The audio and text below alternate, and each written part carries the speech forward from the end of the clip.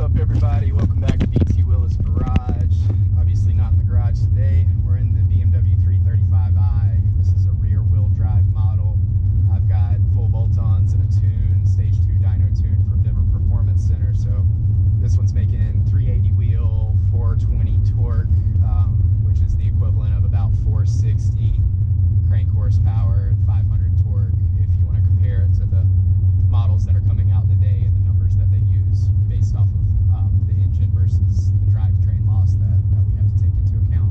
So what I'm going to do today is show you launch control in this vehicle. If you've got a 335i F30, you most likely have it. So first things first, you want to bump the car up into Sport Plus mode, and you'll see a lot of activity saying dynamic traction control is activated. It'll say Sport Plus. You're going to take your shifter and actually put it over to the left into manual mode. You want to leave it to where it says S though. You don't want it to say M. And actually this might be a perfect place right here to go ahead and do a launch. Let's see if anything's coming.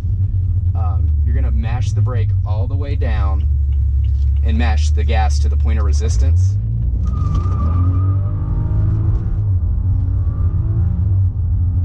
And it just flies, absolutely flies. Perfect traction, lays rubber.